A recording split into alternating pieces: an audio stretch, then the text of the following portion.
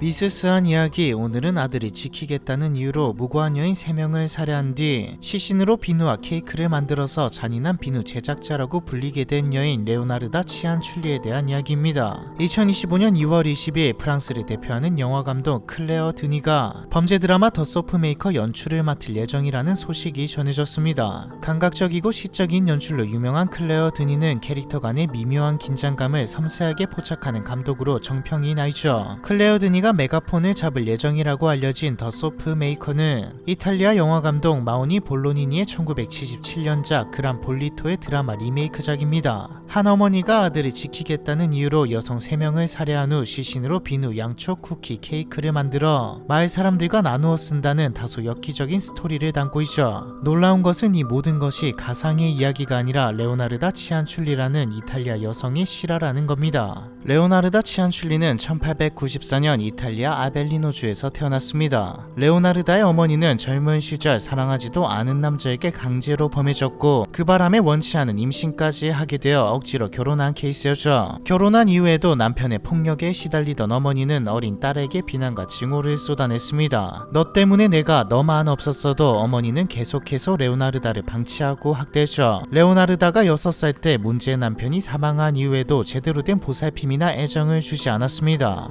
어머니에게 줄곧 거부당한 레오나르다는 13살이 되던 해 직접 만든 올가미로 목을 매 극단적인 선택을 하죠. 하지만 올가미가 끊어지면서 목에 새카만 멍만 남기고 실패했습니다. 어머니는 딸이 세상을 스스로 등지려 했다는 걸 알면서도 위로와 사과는커녕 전보다 심하고 모욕적인 방법으로 레오나르다를 무시했죠. 결국 1년도 지나지 않아 레오나르다는 두 번째 극단적 선택을 시도하지만 이조차 실패로 돌아갔습니다. 어릴 적부터 제대로 된 보살핌을 경험하지 못한 레오나르다는 말을 못한다고 오해받을 만큼 말수가 없고 무척이나 예민한 성격으로 성장했죠. 그러다 레오나르다가 태어나서 처음으로 엄마의 관심을 받게 됩니다. 어머니는 큰돈을 구할 수 있는 유일한 방법은 레오나르다를 시집 보내는 것이라고 생각했거든요. 즉 딸을 좋은 집에 시집 보내서 팔아서 돈을 뜯으려고 한 것이죠. 레오나르다의 어머니는 사회적으로 명망 높고 돈도 많은 상류층 남자를 사위로 들이기 위해 백방으로 수소문했습니다. 그런데 자연스럽게 만나서 사랑에 빠지는 것도 아니고 지금으로 치자면 선을 보는 건데 상류층의 남자가 굳이 레오나르다와 만날 이유가 없었죠.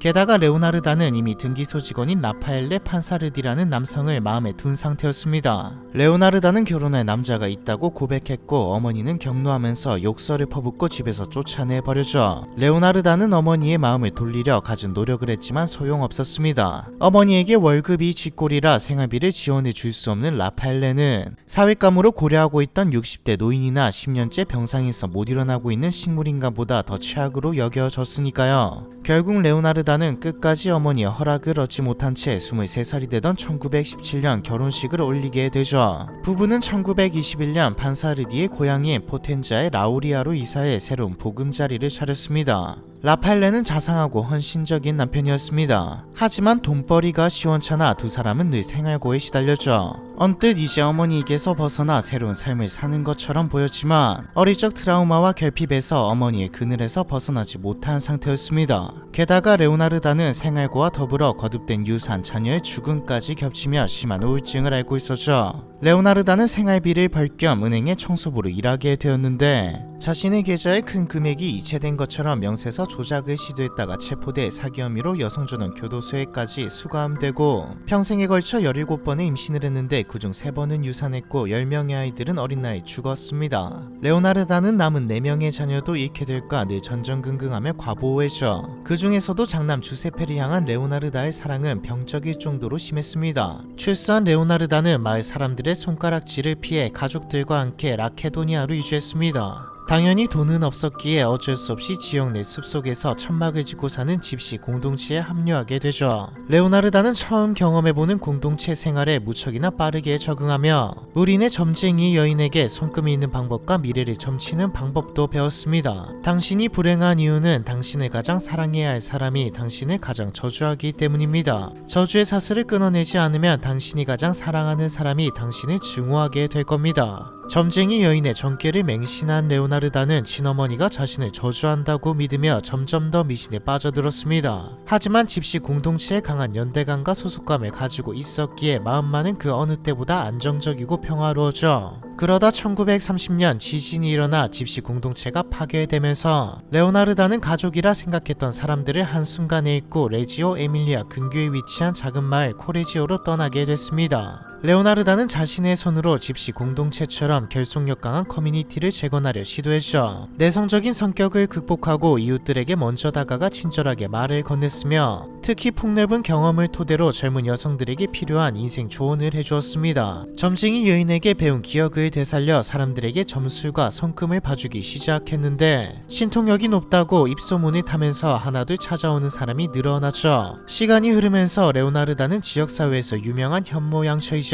어려운 문제가 닥쳤을 때 가장 먼저 찾아가는 척척 박사로 좋은 평판을 얻게 됩니다. 평화로운 나날이었지만 마음 깊은 곳에는 늘 불안과 공포가 넘실거렸죠. 자신의 불행에 대한 공포였습니다. 레오나르다는 불안한 마음을 달래기 위해 먼 지역까지 용한 점쟁이와 무속인들을 찾아다녔죠. 누굴 만나든 질문은 거의 똑같았습니다. 내 아이들이 죽거나 다치지 않을까요? 남은 자녀들이 또 언제 죽을지 모른다는 생각에 계속해서 점쟁이를 찾아갔는데 그중 한 점술가에게서 심상치 않은 예언을 듣게 되죠. 당신의 오른손에는 교도소가 왼손에는 정신병원이 보입니다. 그닥 유쾌한 내용은 아니었지만 레오나르다는 자녀와 관련된 내용이 아니라 다행이라고 생각했죠. 그렇게 위태로운 평온이 계속되던 1939년의 어느 날 청천벽력 같은 소식이 전해졌습니다. 장남이자 가장 사랑하는 자식인 주세페가 제2차 세계대전에 참전하기 위해 이탈리아 왕립군에 입대하게 된 것이죠. 당시에는 군입대가 선택이 아니라 의무였습니다. 주세페가 전쟁터로 떠날 날이 다가오자 레오나르다는 신경쇠약에 걸려버렸죠. 이번에야말로 장남을 잃을지도 모른다는 공포는 이성을 마비시켰고 이상하게 뒤틀린 믿음을 갖도록 만들었습니다. 아들을 보내지 않기 위해서는 인신공양, 즉 다른 사람의 생명을 바쳐야 한다는 것이죠. 목표물은 마을에 사는 이웃 여성들이었습니다. 첫 번째 희생자는 파우스티나 세티라는 이름의 노처녀였죠. 레오나르다는 남편감을 찾던 파우스티나에게 폴라라는 인근 대도시에 부유하고 잘생긴 남자가 있으니 직접 만나보라고 은을 띄웠습니다. 괜히 해방을 놓을 수 있으니 아무에게도 이야기하지 말라고 신신당부한 뒤 집을 떠날 때 약혼자를 만나러 간다는 편지를 남기라고 지시했죠. 파우스티나는 신랑감을 찾아준 보답으로 530달러, 오늘날 가치로 1,500만원 상당에 달하는 전 재산까지 넘겼습니다. 레오나르다는 마을을 떠나기 전 축배를 자고 집으로 유인한 뒤 수면제를 탄 와인을 먹여 정신을 잃게 만들었죠. 그리고 도끼로 목을 쳐서 살해한 후 몸통을 방 안으로 끌고 가 아우토막으로 잘랐습니다. 레오나르다는 의식을 하는 동안 채취한 피를 그릇에 담아 식혔습니다. 살점은 뼈에서 발라낸 뒤 수사나 나트륨을 뿌려서 녹인 다음 하수에 흘려 보내죠. 피가 완전히 한 덩어리로 굳어지자 오븐에 구워서 가루를 낸 뒤 밀가루, 설탕, 우유 등을 섞어서 작은 티케이크를 만들었습니다. 그리고 파우스티나로 만든 티케이크를 주세페에게 먹이고 자신도 먹었죠. 첫살인 이후 몇 주 동안 가족, 친구, 이웃 등 수십 명의 사람들이 파우스티나의 피를 자신도 모르는 사이 먹게 됐습니다. 정말 의식의 효과 때문인지 주세페 입대는 미뤄졌습니다. 하지만 1년 후 또다시 입대를 할 수도 있다는 소식이 들려오자 두 번째 희생물을 찾아 나섰죠. 프란체스카 소아비라는 또 다른 중년 여성이었는데 해외에 벌이가 좋은 일자리를 소개해주겠다며 접근했습니다.